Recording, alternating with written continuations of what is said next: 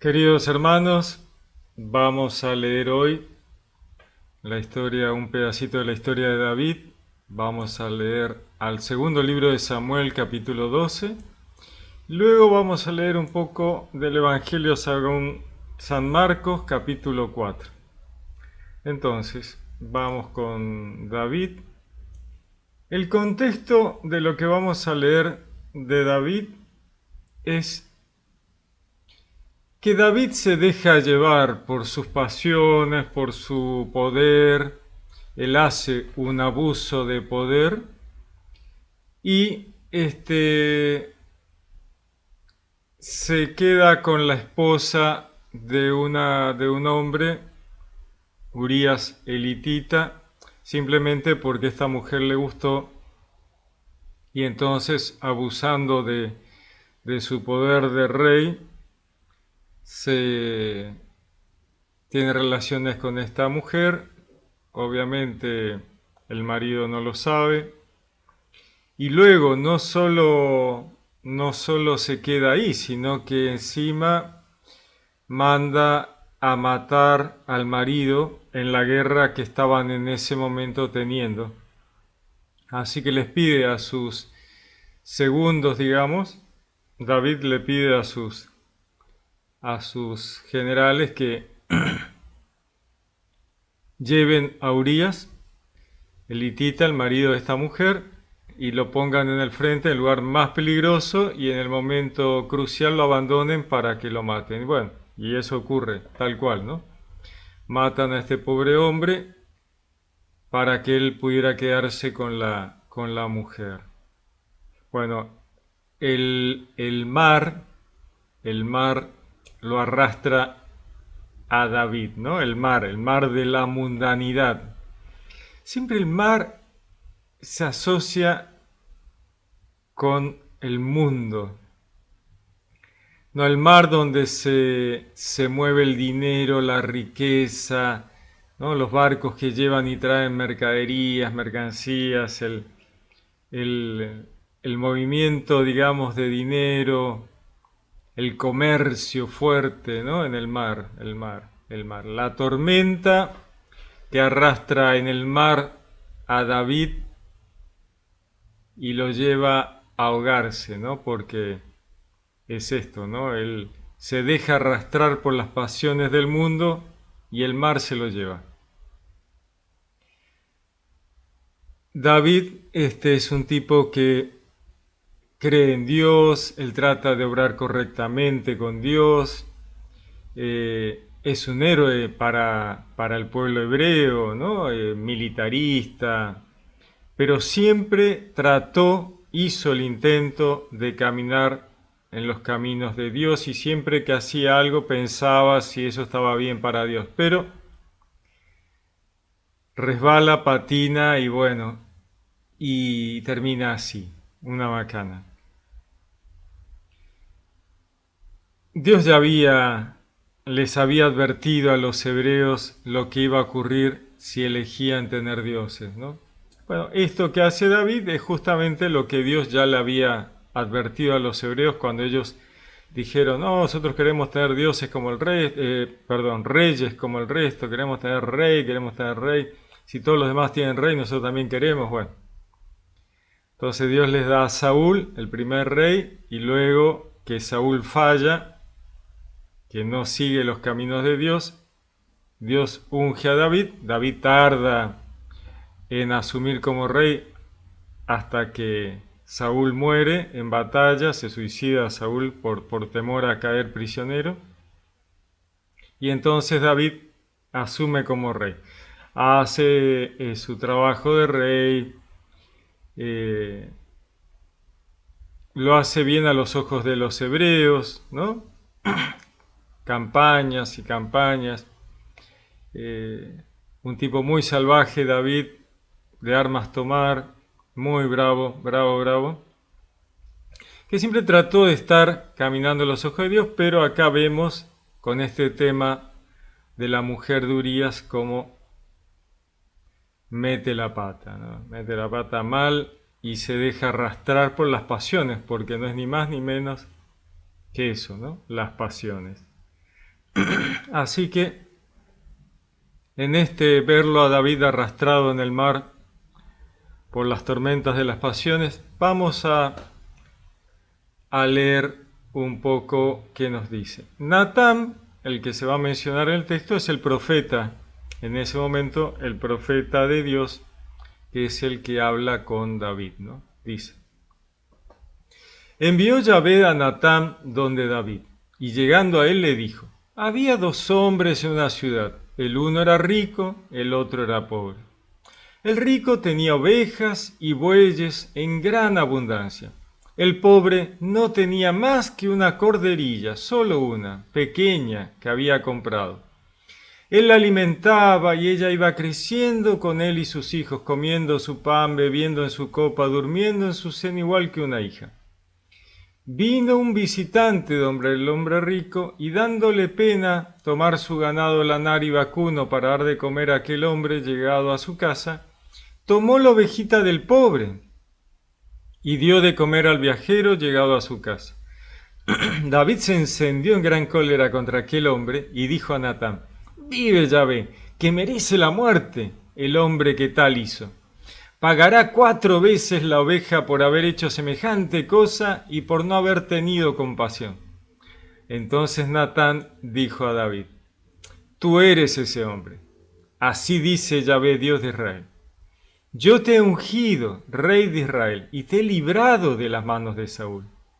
Te he dado la casa de tu Señor y he puesto en tu seno las mujeres de tu Señor. Te he dado la casa de Israel y de Judá, y si es poco, te añadiré todavía otras cosas. ¿Por qué has menospreciado a Yahvé haciendo lo malo a sus ojos, matando a espada a Urías elitita, tomando a su mujer por mujer tuya y matándole por la espada de los amonitas? Pues bien, nunca se apartará la espada de tu casa, ya que me has despreciado y has tomado la mujer de Urías elitita para mujer tuya. Así habla Yahvé: haré que de tu propia casa se alce el mal contra ti. Tomaré tus mujeres ante tus ojos y se las daré a otro que se acostará con tus mujeres a la luz de este sol. Pues tú has obrado en lo oculto, pero yo cumpliré esta palabra ante todo Israel y a la luz del sol. David dijo a Natán: he pecado contra Yahvé. Respondió Natán a David: también Yahvé perdona tu pecado, no morirás. Pero por haber ultrajado a Yahvé con ese hecho, el hijo que te ha nacido morirá sin remedio. Y Natán se fue a su casa. Hirió Yahvé al niño que había engendrado a David la mujer de Urías y enfermó gravemente. David suplicó a Dios por el niño. Hizo David un ayuno riguroso y entrando en casa pasada la noche, acostado en tierra. Los ancianos de su casa se esforzaban por levantarle del suelo, pero él se negó y no quiso comer con ellos. El 7º día murió el niño. Los servidores de David temieron decirle que el niño había muerto, porque decían: cuando el niño aún vivía hablábamos y no nos escuchaba. ¿Cómo le diremos que el niño ha muerto? Hará un desatino.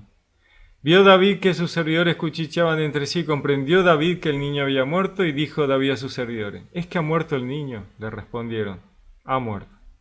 David se levantó del suelo, se lavó, se ungió y se cambió de vestidos. Fue luego a la casa de Yahvé y se postró, se volvió a su casa, pidió que le trajesen de comer y comió. Sus servidores le dijeron: ¿qué es lo que haces? Cuando el niño aún vivía ayunabas y llorabas, y ahora que ha muerto te levantas y comes. Respondió: mientras el niño vivía, ayuné y lloré, pues me decía: ¿quién sabe si Yahvé tendrá compasión de mí y el niño vivirá? Pero ahora que ha muerto, ¿por qué de ayunar? ¿Podré hacer que vuelva? Yo iré donde él, pero él no volverá a mí. David consoló a Betsabé su mujer, fue donde ella y se acostó con ella. Dio ella a luz un hijo y se llamó Salomón. Yahvé le amó. Y envió el profeta Natán, que le llamó Yedidías, por lo que había dicho Yahvé. Palabra de Dios. Bueno, tremendo lo de David, una macana, una lástima, las pasiones ¿no? Las pasiones, las pasiones. El enemigo no ceja, no afloja, y trata de hacer tropezar, ¿no? Nos mete todo el tiempo en estas tormentas de las cuales tenemos que tratar de saber salir. Debemos tratar de no entrar en estas tormentas, pero bueno, así le pasó a David y cuando se dio cuenta estaba metido en medio de un temporal. Ahora, sabemos que esto va a pasar, lo sabemos, ¿no? Dios nos mostró en el Edén que el enemigo está atento a mordernos a traición en el calcañar, como dice el texto, ¿no? O sea, el enemigo está atento para hacernos tropezar, picarnos, mordernos ahí en el tobillo a traición, meternos en estas tormentas y arrastrarnos al mar de las pasiones y de la mundanidad. Pero Dios nos dio el poder para ponerle freno, ¿no? Es lo que dice el Edén. Podemos pisarle la cabeza y detenerlo, ¿no? ¿Qué es lo que falló David? David falló ahí. Tendría que haberle puesto un freno, tendría que haber dicho, no, no quiero, no lo voy a hacer, ¿no?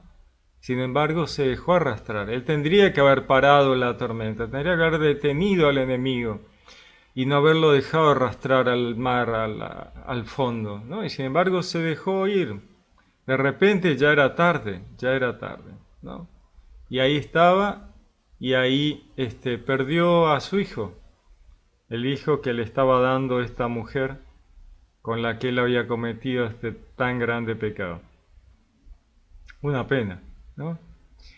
Los hijos en la Biblia muchas veces representan también las empresas que uno encara, ¿no? Los proyectos. En este caso era el hijo de David, pero muchas veces también se habla como hijos de los proyectos, las empresas, las cosas que uno quiere hacer, y muchas veces vemos que Dios las frena, las detiene o las para siempre por las macanas que uno hace, ¿no? Se ve en muchas historias en la cual se ve esto, ¿no? Que por los errores, por los grandes pecados, Dios liquida las empresas que uno intentaba llevar adelante, ¿no? Porque justamente todo acción tiene sus consecuencias. Acciones buenas tienen consecuencias buenas, acciones malas tienen consecuencias malas. El fruto, ¿no? El fruto, el producto de los árboles buenos salen frutos buenos, de los árboles malos salen frutos malos. Cuando te dejas llevar por las pasiones, los frutos no pueden ser buenos, ¿no? Y acá lo vemos a David, ¿no? Y él pidió y pidió y pidió, pero Dios veía en su corazón que él no, no estaba realmente siendo realmente sincero, ¿no? Y lo vemos después, cuando dice, bueno, ya está, Dios no me perdonó, no hay una penitencia de David, dijo, no, ya está, me voy a comer, sigo con mi vida y listo, ¿no? O sea, no hay esa penitencia, ese arrepentimiento, esa culpa que después uno hace que uno arrastre esto toda la vida. David cortó ahí, se murió el chico, listo, terminó, ya está, ¿no? Muy pragmático, podríamos decir. No, dijo, ya está, listo. Yo voy a ir con él, él no va a hablar conmigo, listo, otra cosa, sigamos, ¿no? Y bueno, engendró a Salomón, ¿no? Salomón es alguien que tenía todas las posibilidades de hacer las cosas bien y nuevamente es arrastrado por la tormenta al mar y tampoco pone freno Salomón, ¿no? No le pone freno al enemigo, que se lo deja llevar y se fue y se internó en el mar y cada vez más adentro.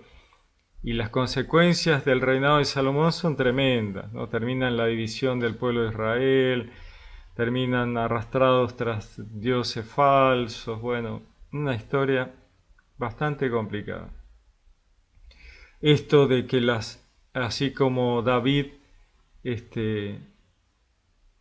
tuvo relaciones con esta mujer de manera oculta. Luego Jeroboam, su hijo, agarraría a todas las mujeres de David y tendría relaciones con ellas a la vista de todo el pueblo, como Dios se lo había dicho, ¿no? Los llevó a una terraza donde todos podían ver y dijo, bueno, hago lo que quiero con las concubinas de mi padre, ¿no? Del rey.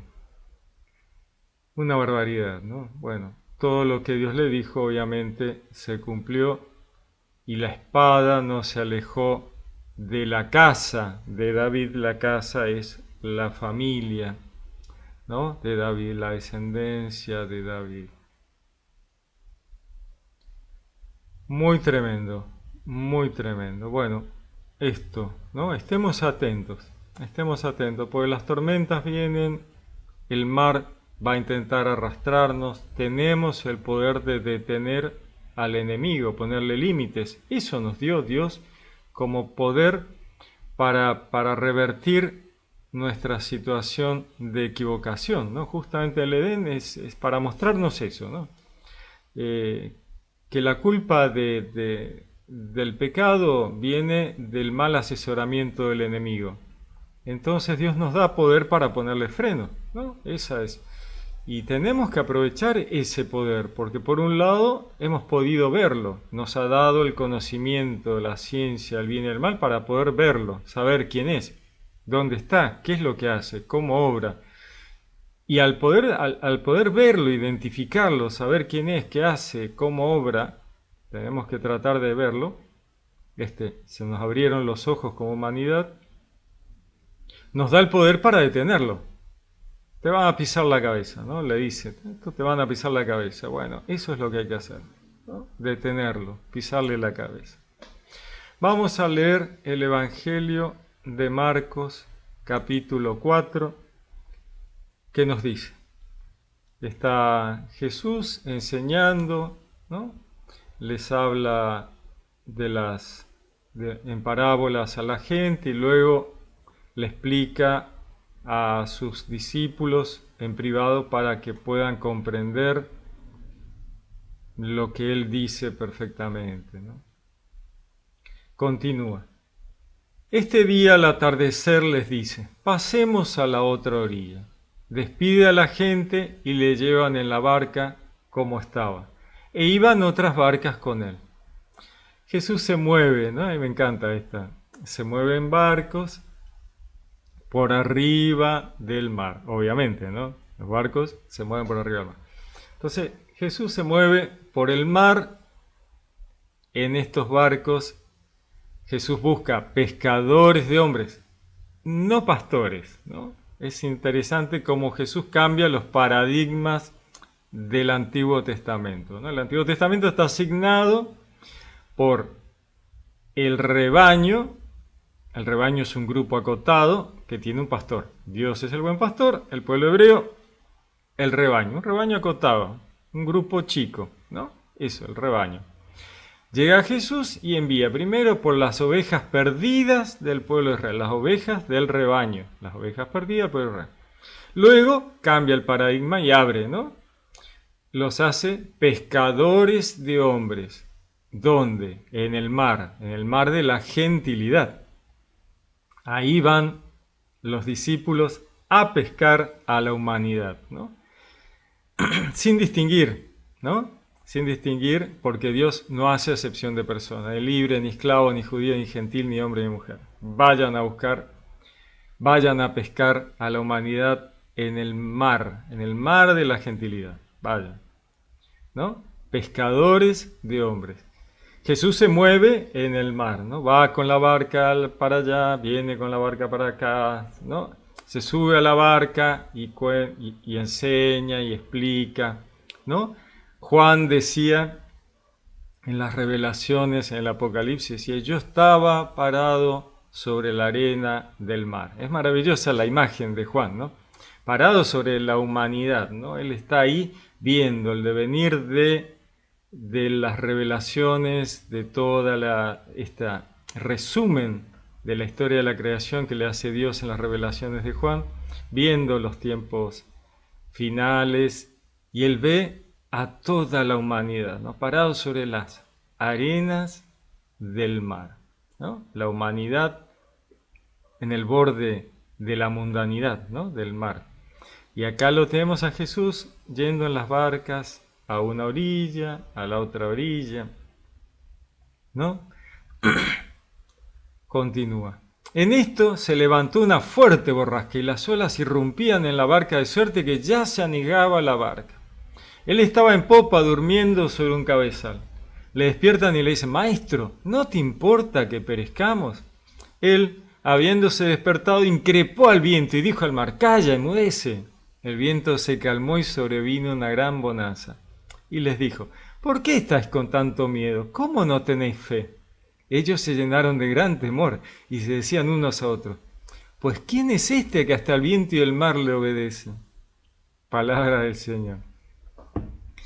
Bueno, volvemos a tener el mar, volvemos a tener la tormenta que trata de ahogarnos. Pero esta vez el enemigo intenta ahogar al agua viva que es Dios, en el mar. ¿No es fantástico? O sea, el tipo no ceja en su intento de frenar los designios de Dios, el proyecto de Dios. Entonces se atreve, me parece una cosa tan impresionante. El enemigo se atreve a intentar ahogar en el mar, en el agua, a Jesús, que es el agua viva. La imagen es tremenda, ¿no? O sea, se larga a hacer esta barbaridad, ¿no? Y con ello se llevaba a todos los discípulos, ¿no? Otra vez tenemos la imagen, ¿no? De la tormenta que nos arrastra, ¿no? La tormenta que nos arrastra al mar para ahogarnos, ¿no? ¿Y qué hace Jesús? Van y lo despiertan porque ellos se desesperan, dicen, nos vamos a ahogar. Y le dicen, Maestro, ¿no te importa que perezcamos? ¿No? Por un lado, ellos ven en Jesús que Él sería capaz de salvarlos, ¿no? O sea, como chicos, van a buscar al papá. Papá, nos estamos por ahogar, vos seguro que vas a hacer algo para salvarnos, ¿no? Por un lado, ellos tienen fe, creen que Jesús es capaz de realizar un acto, un milagro que los salve, ¿no? Algo se le va a ocurrir a Jesús. Ellos han vivido con Él. Ellos ven que Jesús hace obras milagrosas, impresionantes. Así que cuando se ven perdidos, corren a Él, ¿no? No se ponen a hacer cosas, sino que directamente corren y lo despiertan. Maestro, ¿no te importa que perezcamos? Él se despierta e increpa al viento y le dice al mar, calla, enmudece. ¿Qué pasa acá? El mar no es una persona, el viento no es una persona. ¿Cómo lo vas a increpar? Increpar es decirle a alguien, che, mirá, basta, pará un poquito, ¿qué te pasa? No, Jesús le está diciendo esto al mar, al viento. Entonces, aquí tenemos a alguien detrás del viento y del mar, ¿no? ¿Quién está movilizando la tormenta? ¿Quién está tratando de ahogar al agua viva en el mar de la mundanidad? Bueno, es el enemigo, ¿no? Así que el enemigo hace lo que Dios dice y el viento se calmó y sobrevino una gran bonanza. Muy impresionante, ¿no? Pues el poder de pisar la cabeza al enemigo donde había fallado David, bueno, obviamente Jesús no falla, ¿no? Él es el Verbo encarnado, Él tiene todo el poder sobre todo, y por supuesto sobre el enemigo, ¿no? Así que aquí le dice, basta, basta, ¿no? Le pisa la cabeza como nos dice el Edén que tenemos el poder de hacerlo. Entonces les dice, ¿por qué estáis con tanto miedo? ¿Cómo no tenéis fe? ¿No? Les está diciendo, escúcheme, ustedes podrían haberlo hecho y no haberme despertado. ¿Por qué no lo arreglaron ustedes? ¿No? Es buenísimo. ¿Para qué me despertás? Si vos lo podés hacer. ¿No? Ellos se llenaron de gran temor y se decían otro, ¿quién es este que hasta el viento y el mar le obedecen? Claro, porque uno tiene el diario del lunes, ¿no? Y estos muchachos no lo tenían. Así que por un lado dicen, Rabí, maestro, hace algo. Y por otro lado dice, wow, ¿qué hizo? No, ¿cómo? El mar y el viento le obedecen.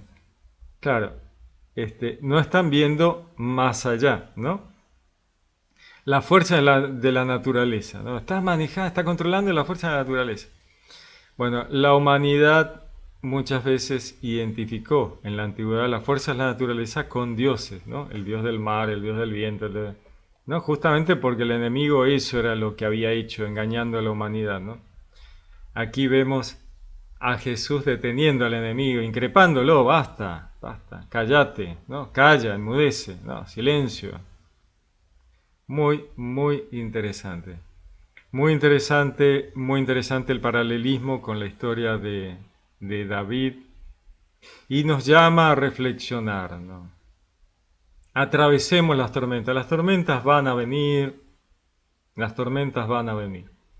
El mar va a tratar de arrastrarnos, así que estemos atentos. Pongamos límites, ¿no? Podemos hacerlo. Dios nos ha dado el poder de decir, no, basta, no lo voy a hacer, no lo quiero hacer, ¿no?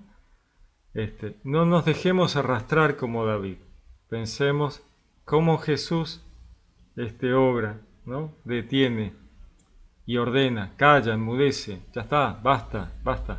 No me intentes arrastrar al mar, no me hagas, no me trates de ahogar en la mundanidad, en las pasiones, en el mar, ¿no? Es maravilloso, muy linda imagen, muy interesante. Muy bien, les deseo una linda semana, que Dios los bendiga. Los saludo con gran afecto. Les habló Pablo Castro.